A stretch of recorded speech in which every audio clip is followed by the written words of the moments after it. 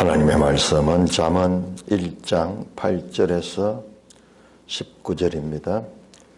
잠언 1장 8절. 내 아들아, 너 아비의 훈계를 들으며 너 어미의 법을 떠나지 말라. 이는 내 머리의 아름다운 관이요 내 목의 금사슬이니라. 나의 아들아, 악한 자가 너를 꿰일지라도 따르지 말라. 그들이 내게 말하기를 우리와 함께 가자. 우리가 가만히 엎드렸다가 사람의 피를 흘리자. 죄 없는 자를 까닭없이 숨어 기다리다가 수월같이 그들을 산채로 삼키며 무덤에 내려가는 자들같이 통으로 삼키자.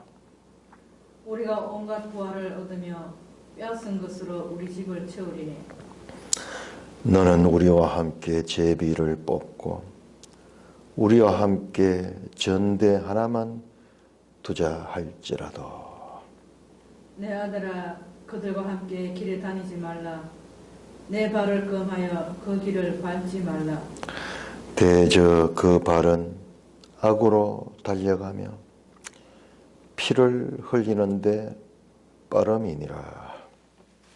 새가 보는 데서 거물을 치면 헛일이겠거늘. 그들이 가만히 엎드리면 자기의 피를 흘릴 뿐이요 숨어 기다리면 자기의 생명을 해할 뿐이니.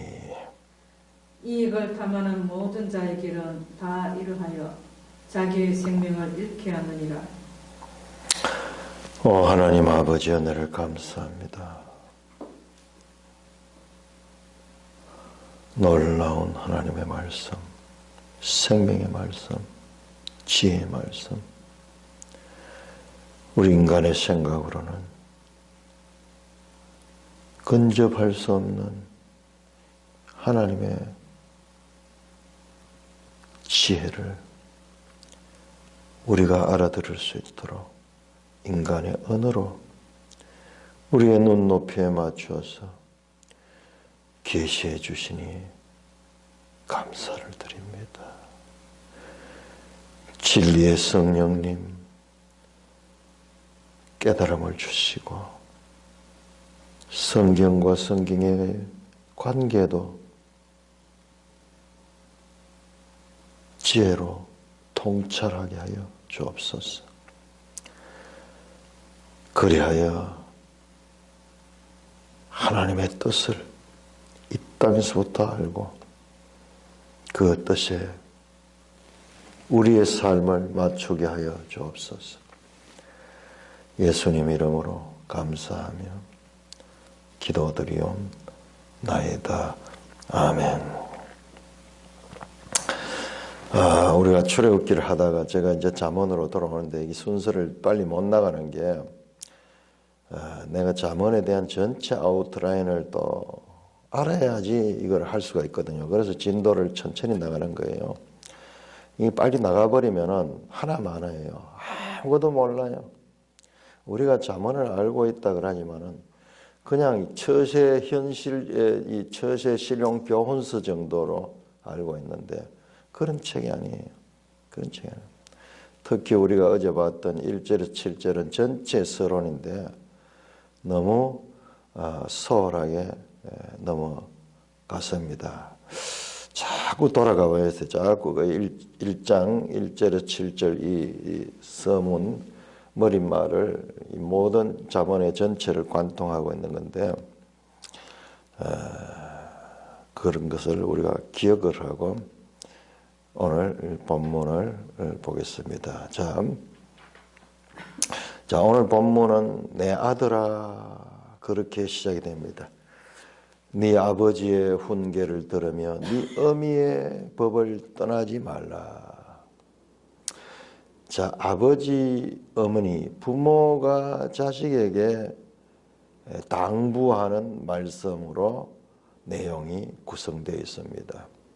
그러니까는 우리가 잠언하면 생각하는 그 짧은 경구, 아니에요. 지금 짧은 경구는 10장부터 나옵니다. 10장부터 나오고 9장까지는 그런 차원이 아니에요.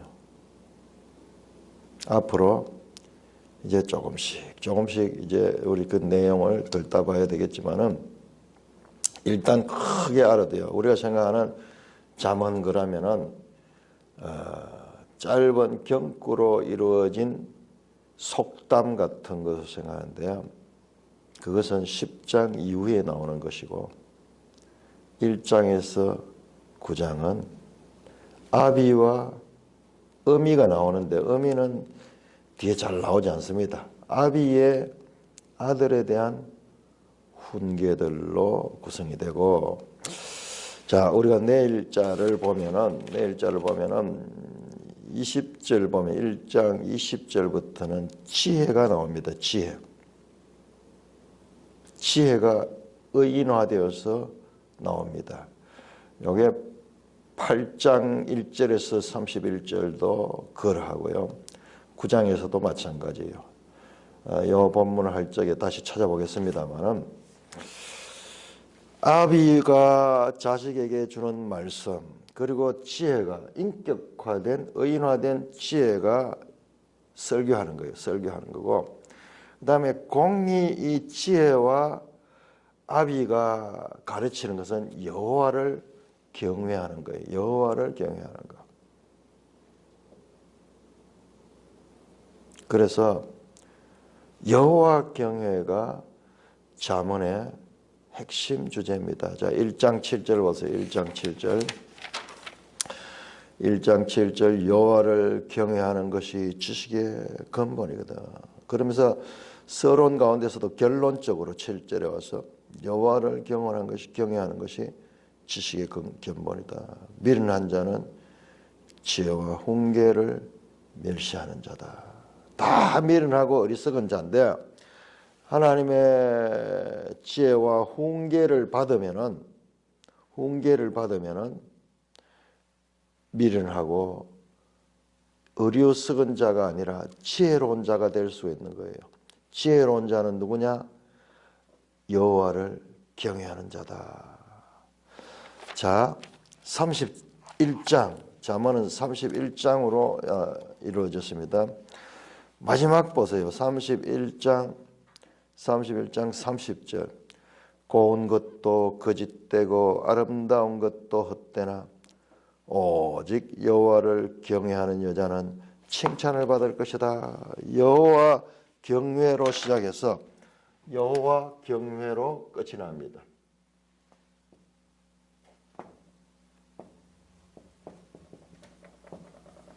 인클루지오를 읽고요.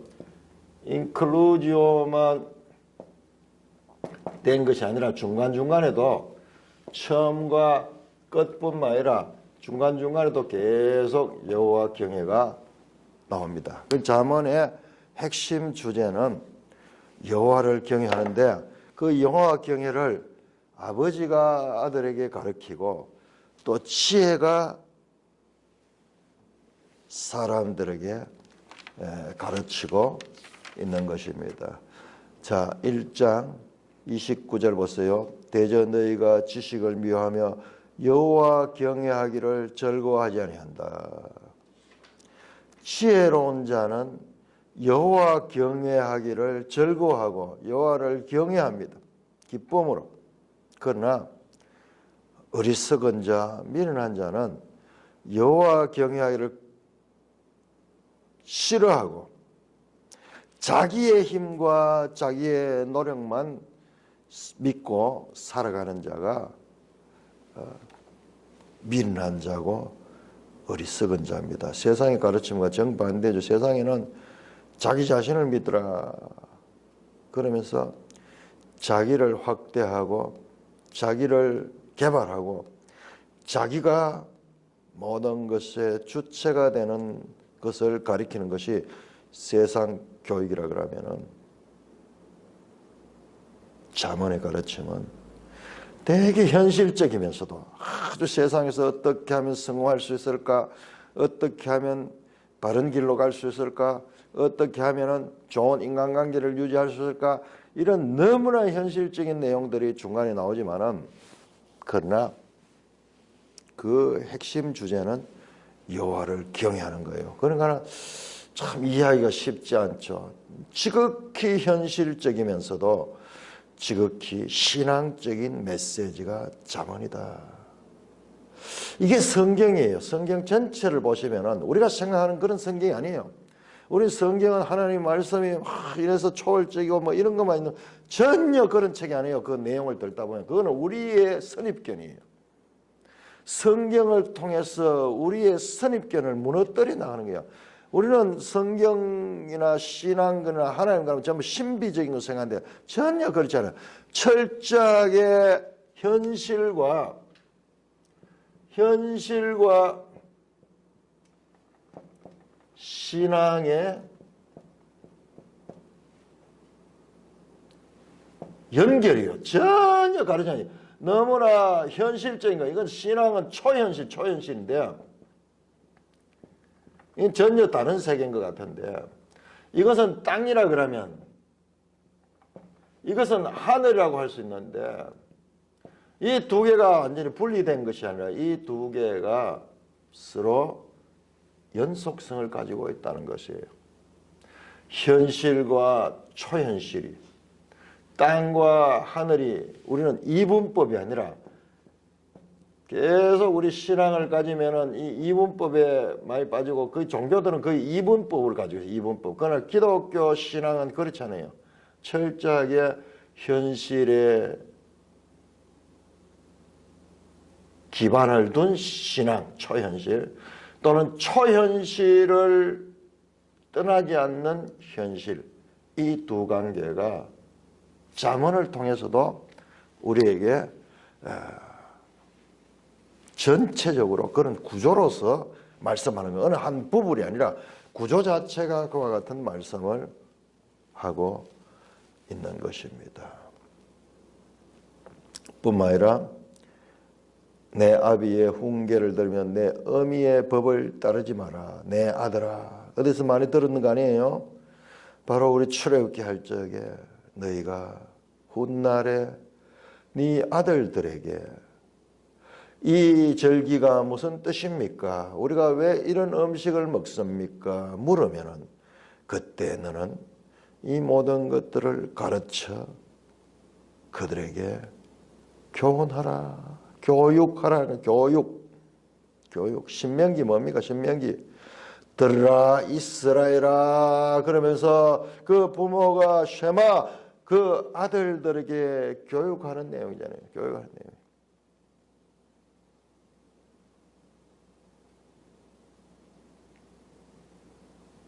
이렇게 출애굽기와 연속성을 가지는 거예요.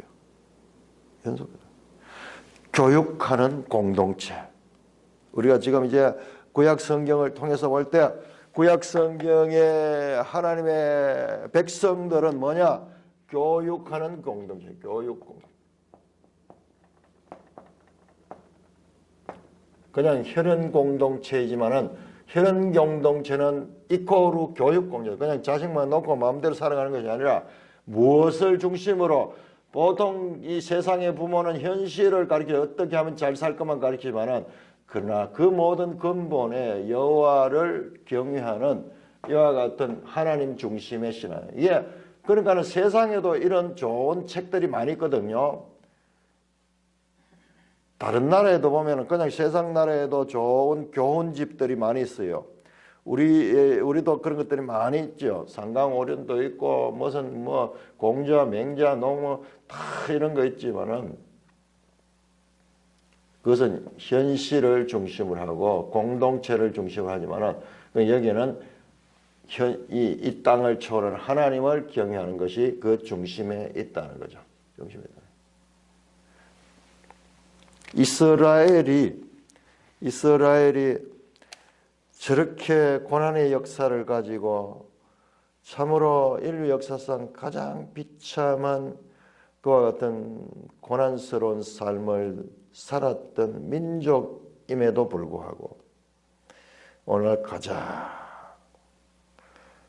훌륭한 민족으로 선택하는데 뭐 객관적인 기준으로나 모든 평가에서 단연 탑이 되는 것은 그들의 신앙 중심에 이와 같은 교육 공동체의 그 메시지가 자리 잡고 있다는 것입니다. 부모는 뭐 하냐? 자녀에게 가르치는 자다. 그 자녀는 배우고요. 또 그 자녀는 부모가 돼가지고 그 자녀에게 가르치는 거예요. 또 그 부모는 그 자녀에게 나중에 가르치는 거예요. 그와 같은 연결입니다. 자, 우리 매일성경 19쪽을 한번 보세요. 중요합니다. 이 잠언 전체에 대한 이런 이 아웃라인을 우리가 계속 확인하면서 넘어가야 돼요. 자, 3번 보면 애끝과 새것이 만나는 광범위한 지혜 운동이다. 잠언은 경험이 부족한 젊은이에게, 아들들이 되겠죠, 지혜를 통해 참신한 덕성을 갖추도록 안내한다. 이 때문에 잠언을 생산하고 가르치고 전수하는 지혜자들, 잠언을 생산했다. 잠언의 글을 그렇게 쓰고 그 다음에 가르치고 전수하는 지혜자들이 여기에 아버지도 포함되고 내 아들아, 그 지혜도 포함이 되고 그들은 모든 비용을 들여 지혜를 얻으라고 권합니다. 부모는 삶의 경험의 교훈을 자녀에게, 그 자녀는 다음 세대의 자녀에게 삶의 경험과 부모 세대로부터 받은 삶의 진리를 전합니다. 따라서 잠언은 애끝과 새것이 만나 더 나은 삶을 제시하는 지혜 운동의 원천이다. 잠언은 날개 달린 말이요 어느 한순간을 뛰어넘는 것으로 시대와 지리적 한계를 뛰어넘는 보편성을 공유한다. 사람은 계속 달라져도 그들이 가지고 있는 그 지혜는 보편적으로 공유되는 거예요. 계속 이 땅에 남아 있는 거죠. 가졌던 사람은 없어지고 또 새로운 사람이 그것을 갖고 그 사람도 또 없어지고 또 그 새로운 사람이 갖고 그 사람도 없어지고. 자, 우리 이걸 보면 우리 인생이 얼마나 비참한 존재인가. 아니, 본질적인 면이 아니라 시간 속에서 우리가 얼마나 비참한 존재, 그러니까 하나의 티끌 같은 존재인가 말이죠. 우리 자신만 보고 현실만 보고 있으니까 이게 영원한 것 같지만 그렇지 않아요. 너무나 엄연한 사실은 우리 앞에도 무수한 우리와 같은 이 시간을 살았던 존재들이 있었다는 거예요. 상상할 수 없을 정도. 무수하게. 그렇게 보면은 나는 누구냐? 나는 그 인간 사슬의 한 고리에 지나지 않는다. 나는 또 내 몸을 통하여 내 아들을 놓고 그 아들들은 또 그 아들을 놓고 이러면서 다 떠나가면서 시간 속에서는 영원한 게 없어요. 시간 속에서 존재는 계속 바뀌지만 그러나 그들이 그 이 땅에 잠시 머물던 그들이 가졌던 그 이 지혜는 공유된다.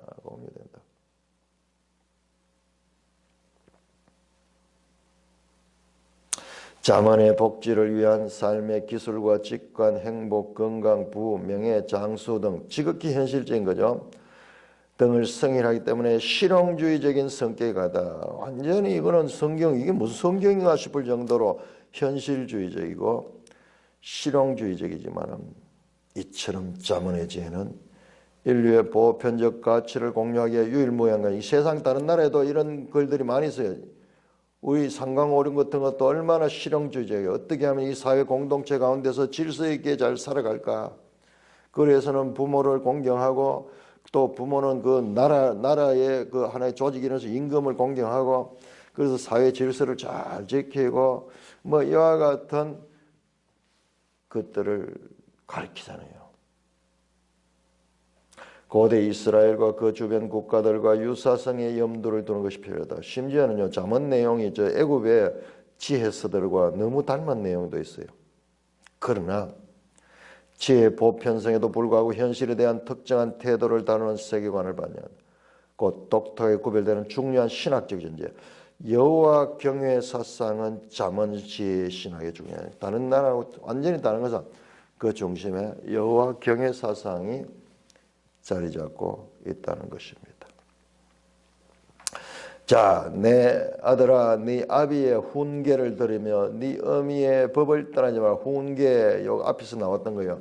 1장 보세요. 계속 이 설문 1장 3절 뭐 이는 지혜와 훈계를 알게 하며, 그 다음에 1장 2절에 지혜와 훈계가 나오죠. 무사를 한 거예요. 3절에도 정직하게 하며 훈계를 받게 하며, 그 다음에 7절에도 훈계 나오죠. 훈계, 무사르. 지금 여기서는 요 무사르가 이어지는 거예요. 7절에 마지막에 나왔던 이 단어가 훈계였죠. 그 훈계가 8절에서 이어지는 거예요. 무사르, 훈계. 영어 성경에는 instruction이라고도 번역했는데 그것까지는 부족해요. 이 훈계라는 말은 징계, 경책, 책망, 징벌까지 포함되는 말이에요. 우리 이 훈계할 때 하면 그게 들어있는 건 우리 느낌 오잖아요. 오히려 영어 성경이 그냥 instruction, 가르친다, 뭐 그런 것이 되는데 그 이상이에요. 훈계할 적에는 뭔가 잘못하는 것에 대한 징계의 의미가 있다는 거 우리가 느끼잖아요. 훈계한다 할 적에는 잘못을 지적하고 좀 아프게 하는 가르침이에요. 그냥 가르침과 달라요. 훈계한다.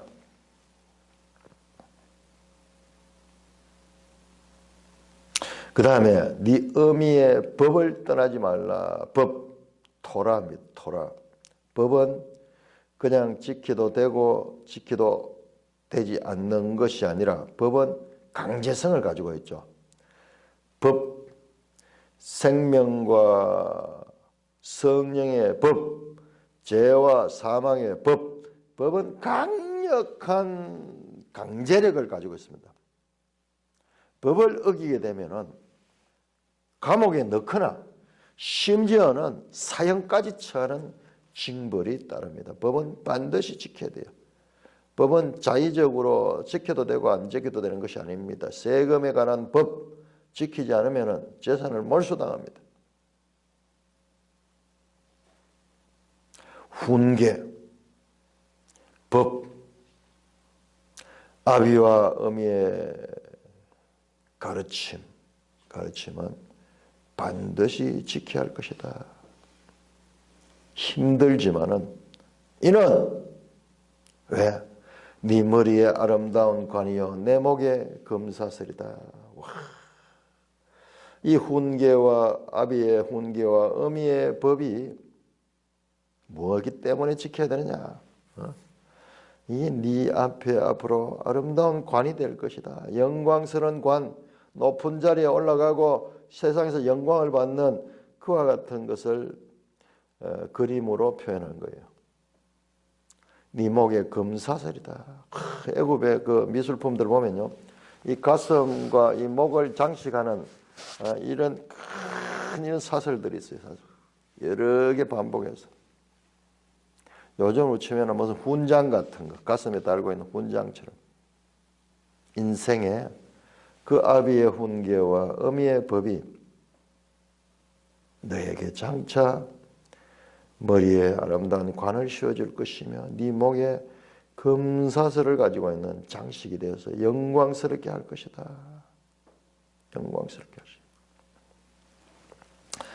자, 그러면 아들에 대한 교훈이 이어집니다. 10절에 내 아들아, 악한 자가 너를 깰지마도 따르지 말라. 악한 자가 너를 깰지라도 따르지 말라.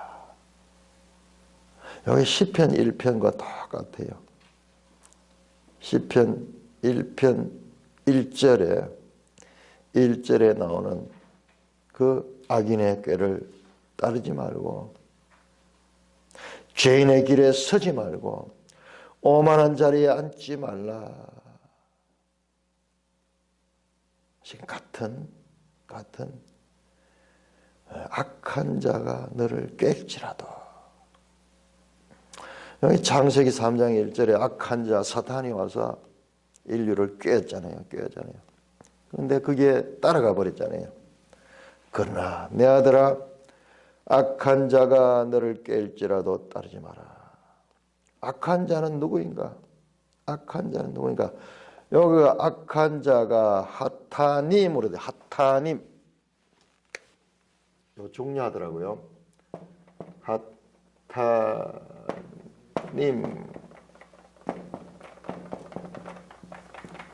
요 님 가면 여기 복수예요. 복수. 악한 자들. 그리고 하타특 하면 뭐냐? 그러면 이게 죄예요. 죄.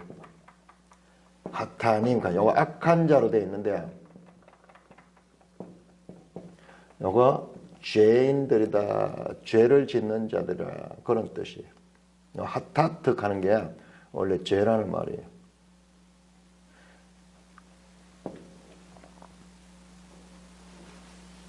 자, 그래서 악한 자가 너를 깰지라도 따르지 마라. 그럼 악한 자가 누군가? 11절부터 18절까지, 아니 19절까지 다, 18절까지 되겠네요. 19절 전반부까지는 악한 자에 대한 설명입니다. 11절입니다. 그들이 말하기를, 악한 자들입니다. 악한 자는 어떻게 말하냐? 우리가 함께 가자. 복수를 씁니다. 우리가 함께 하자. 악한 자는 항상 사람을 깨어가지고 그들과 멤버십을 같이 하기를 원합니다. 같이요. 무엇하기 위해서? 우리가 가만히 엎드렸다가 우리라는 표현을 쓰면서 같이 참여하기를 원합니다. 하나가 되자. 우리가 함께 가자.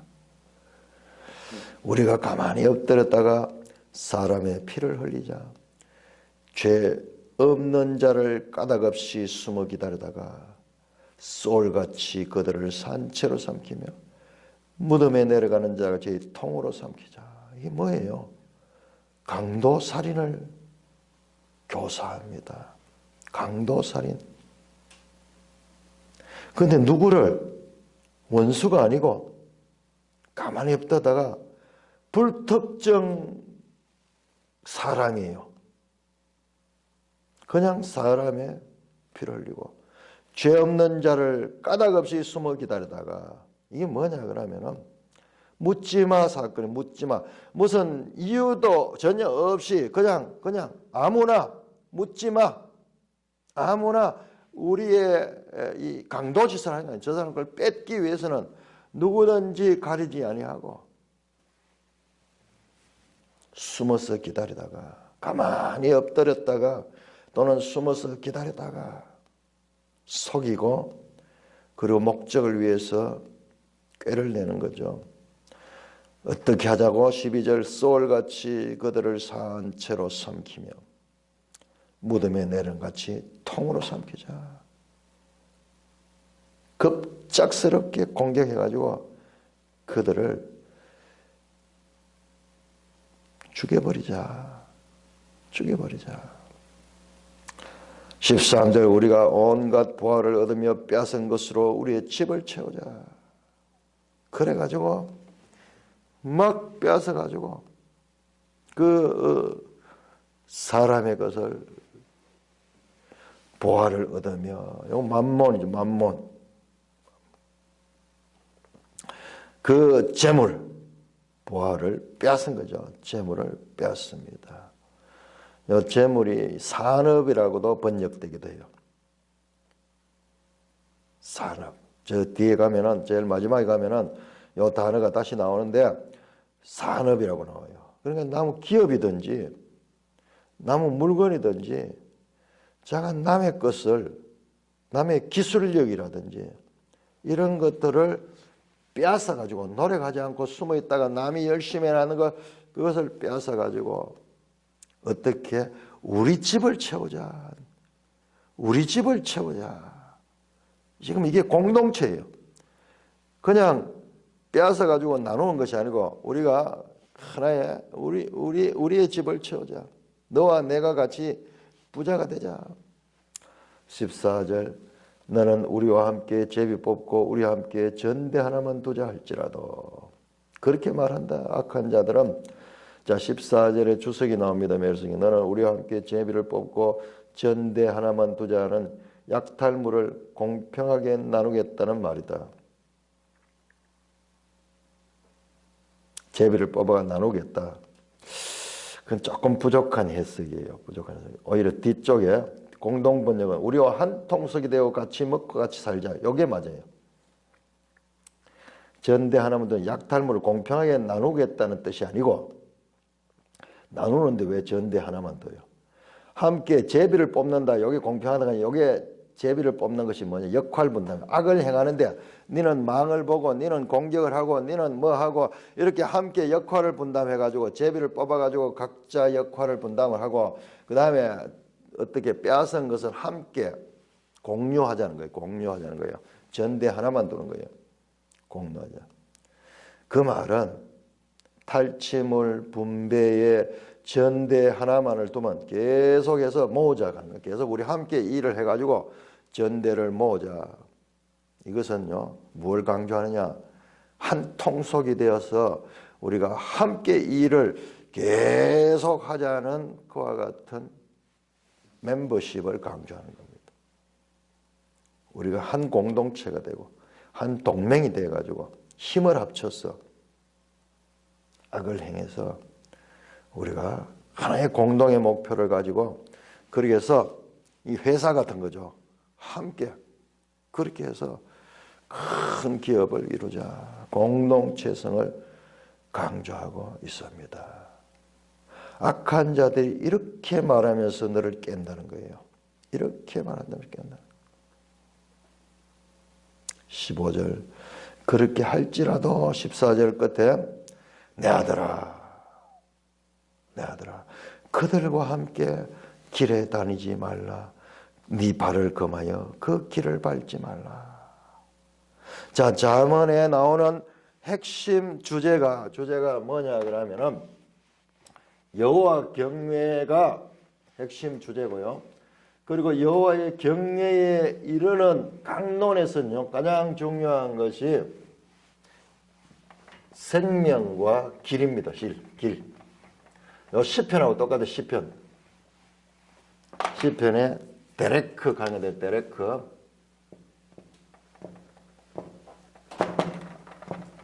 데렉 길이에요. 길. 그리고 이 길은 사망의 길이 있고 생명의 길이 있습니다. 생명의 길이 있습니다. 지금 악한 자들은 사망의 길에 서자는 거예요.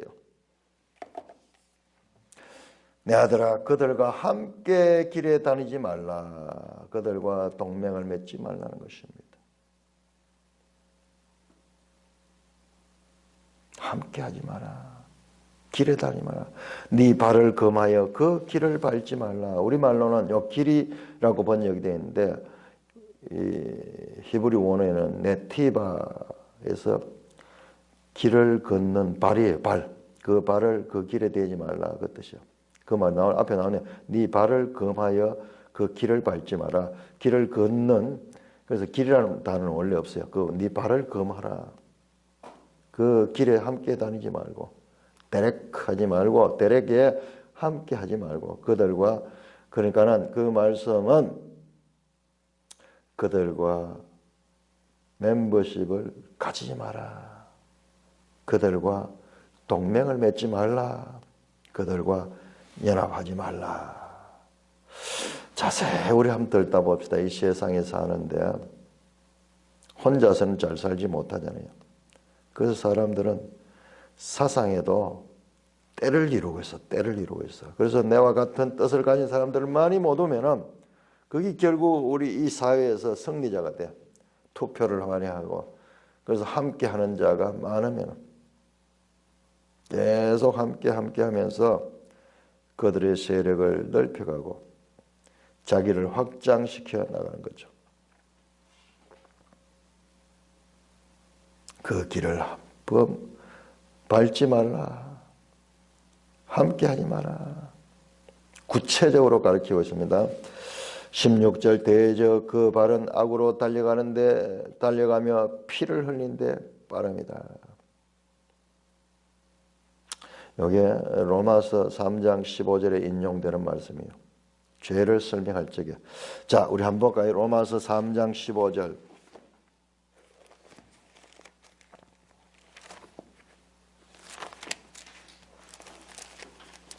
로마서 3장 9절에서 18절까지가 다 인용이에요. 자, 이 로마서 3장 9절에서 18절까지 다 구약 성경의 인용들이 나타납니다. 그런데 이렇게 돼 있어요. 시편, 잠언, 이사야서 이런 다른 책들의 내용들이 막 같이 인용돼 있어요. 마치 내가 이걸 보고 느꼈던 게 사도 바울은 무엇 같으냐? 능숙한 화가가 팔레트 위에 물감을 쭉 짜놨어요. 빨간색, 파란색, 노란색, 뭐 흰색 뭐 쫙 있는데 여기 이제 구약 성경이야. 이사야, 시편, 잠언, 무슨 에레미야, 뭐 에스겔 쫙 있는 거야.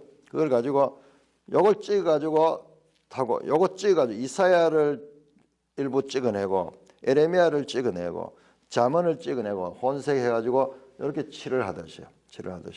그렇게 자유자재로 거기 인용들은 시편, 그 다음에 잠언, 이사야서, 시편, 잠언, 이사야 이 세 개가 주로 많이 인용이 됐어요. 그 가운데 보세요. 15절 그 발은 피 흘리는데 빠른지라 파멸과 고생이 그 길에 있고 이게 누구예요? 이게 죄인들이요. 지금 앞에서 말씀할 때 모든 사람이 죄인이다. 뭐예요? 죄인. 9절에 보니까 유대인이나 헬라인이나 다 죄 아래 있다. 이게 아까 앞에 나왔잖아요. 내가 하타님. 악한 자라는 번역이 죄인 하타님이라고 그렇게 나타났던 이유도 있어요. 의인은 없나니 아무도 없으며 깨닫는 자도 없고 하나님을 찾는 자도 없고 12절 다 치우쳐 무익하게 되고 선을 행한 자는 없다. 이게 누구냐? 의인이 아니니까 죄인들 하타님. 좀 우리가 생각할 적에 이 죄에 대해서 너무 좀 극단적이다. 이런 사람은 참 많이 없잖아요. 이건 완전 살인 강도 모의 집단이잖아요. 우리로 치면 이 시대에 뭐 지존파라든지 뭐 이런 악한 자들의 집단을 가리키는 거지. 일반인들은 이 정도로는 악을 행하지 않지 않습니까? 좀 극단적인 비유인 것 같아요. 극단이 악인들이 누구냐? 자, 이와 같이 무죄한 피를 흘리는데 빠르고 그 다음에 17절 새가 보는 데서 그물을 치면은 헛일이겠거늘. 실제 그럴까요? 새를 잡으려고 이렇게 딱 그물을 치고 이렇게 준비하고 있는 게 새가 보면은 새가 저기 내 잡으려고 그물 치는 걸 알고 도망갈까요? 새가 그 정도 머리 좋을까요? 모르겠어. 이거 한번 알아봐야 되겠어. 요 원어를 보니까는요. 그 뜻이 아니에요. 이 원어를 보면은 콜발 카나프인데 새라고 번역해서 폴칼 카나프 날개 달린 자 그리고 콜바알 하는 바알 신할 때 그 신이에요. 바알이라는 말은 사람 주인 뭐 이런 뜻이 오너라는 뜻이 있어요. 오너. 바알이 주라는 뜻이거든요. 주. 콜, 바알, 케나프, 날개 달린 주인 뭐 이런 것이에요. 그냥 새가 아니에요. 이 원어가 홀, 발, 캐나프인데 이걸 번역하기 힘들어요. 날개 달린 것, 뭐 이런 정도로밖에 안. 그러니까 새죠, 새. 그런데 이 원어를 보면은 그렇게 번역하면 날개 달린 자예요. 좀 상징적인 거예요. 이는 생물학적인 새를 말하는 것이 아니라 은밀하게 숨어있는 강도들의 정체를 다 보고 있는 존재가 있다는 것을 강조합니다.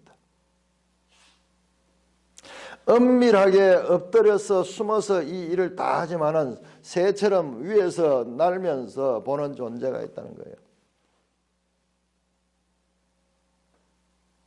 우리 속담에도 이런 게 있어요. 남말은 새가 듣고 반말은 쥐가 된다 하는 말이 있잖아요. 그 진짜 쥐가 듣고 새가 된다 그런 뜻이 아니라 누가 본다는 거예요. 누가 듣는다는 거예요. 듣는 자가 있다는 것을 인정하는 거예요. 지금 그와 같은 표현이에요. 우리 속담이 참으로 이 본문을 이해하는데 적절한 속담이에요. 새가 어떻게 들어? 새가 우리 말을 알아들었습니까? 그 말은 새가 듣는 뜻이 아니라 비밀이 없다는 거예요. 누군가 본다는 거예요. 우리가 알지 못하는 누군가가 듣는다는 거예요.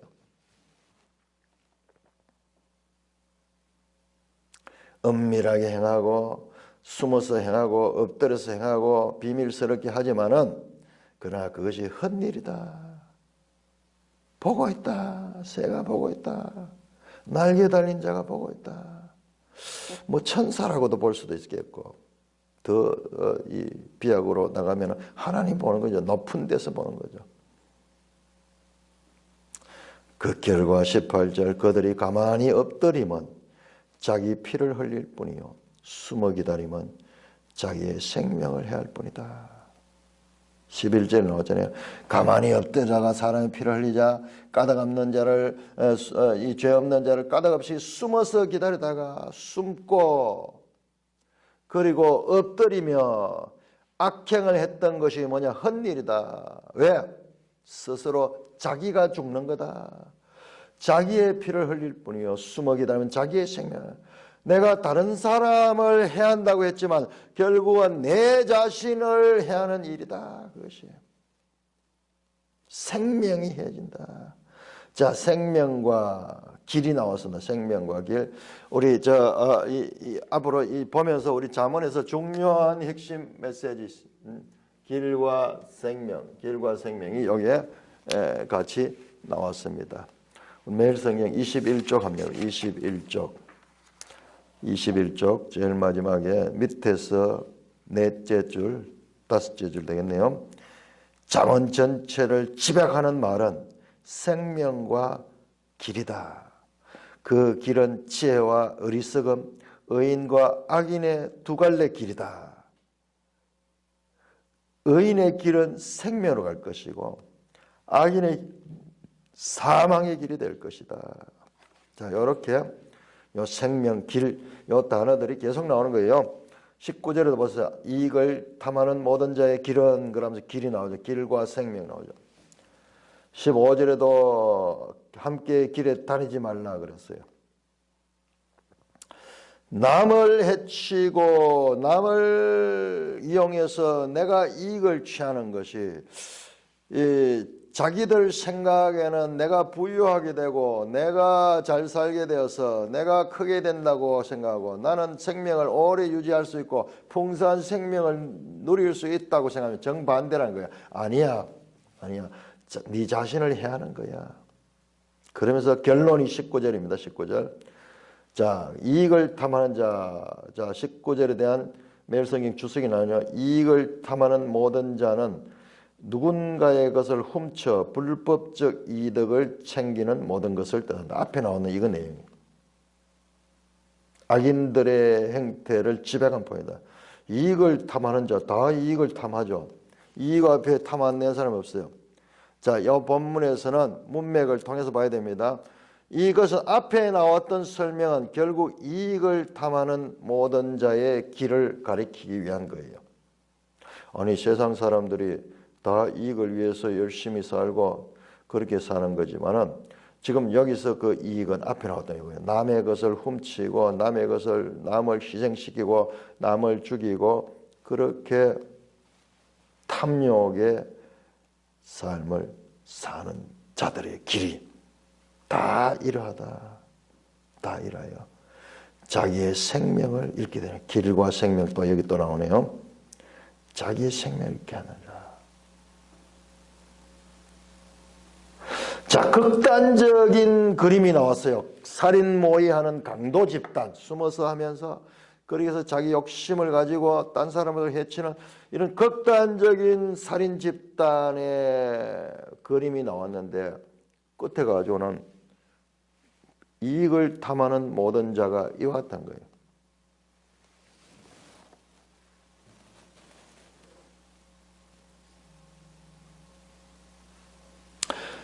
앞에 나왔던 악한 자가 너를 깰지라도 따르지 말라 하는데 이 악한 자가 결국은 누구로 발전하냐? 이익을 탐하는 모든 자예요.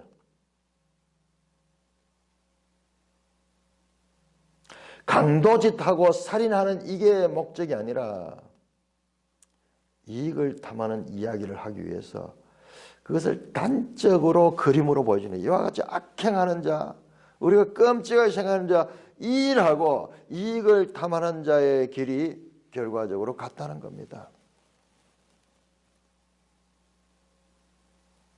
이들의 바람은 강도의 바람이며 사실상 이익을 탐하는 자들의 목표이기도 합니다. 이렇게 강도와 이익을 탐하는 자를 일치시킴으로써 결국 본달력에서 훈계하는 것은 자기의 이익 때문에 남을 해치는 인간의 탐욕을 주제로 삼는 거예요. 인간의 탐욕. 만몬을 신으로 모시고 살지 말아요. 그 자는 어떻게 하냐? 결국 자기 생명을 잃게 되는 것이다. 이야, 누가 보면 예수님 말씀이네요. 자기 목숨을 구하자 하는 자는 잃을 것이요 누구든지 나를 위하여 제 목숨을 잃으면 구하리라. 누구든지 자기 목숨을 보존하고자 하는 자는 잃을 것이요 제 목숨을 잃는 사람은 자기가 살기 위해서 남을 해치고 남의 것을 빼앗고 경쟁하면서 그렇게 사는 자가 잘 사는 것 같지만 결국 자기 자신을 해치는 자라는 겁니다. 참 지혜는 눈앞에 있는 것만 보는 것이 아니라 더 멀리 있는 것까지 새가 보는 데서 그물을 치는 것처럼 헛된 일이다. 이것은 탐욕에 사로잡혀서 남을 속이고 빼앗고 죽이고 그렇게 해서 가지는 것은 결과적으로 생명을 풍성하게 하는 것이라고 생각하면서 하지만은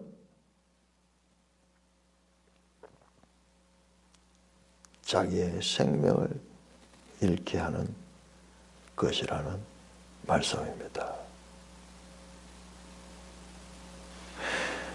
젊은이들, 아들들은 아직 삶의 경험이 없기 때문에 본능적으로 이익을 탐하고 그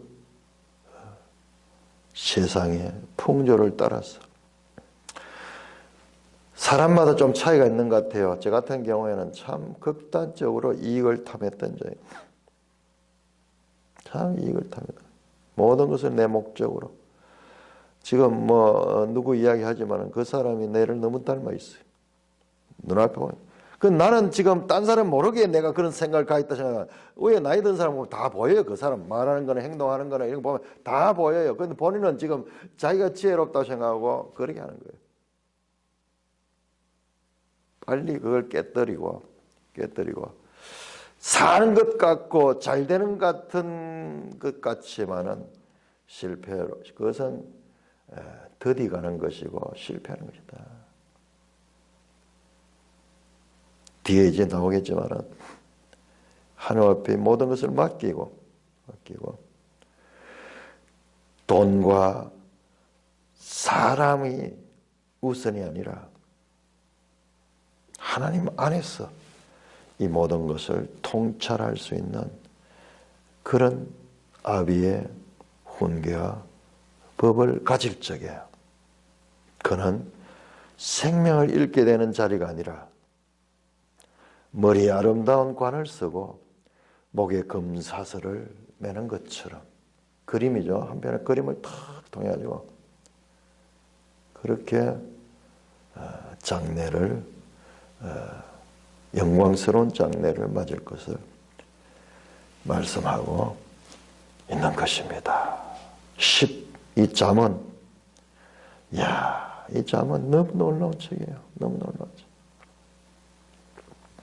자, 이것이 어떻게 이어지는지 우리가 내일 한번 살펴보도록 하겠습니다.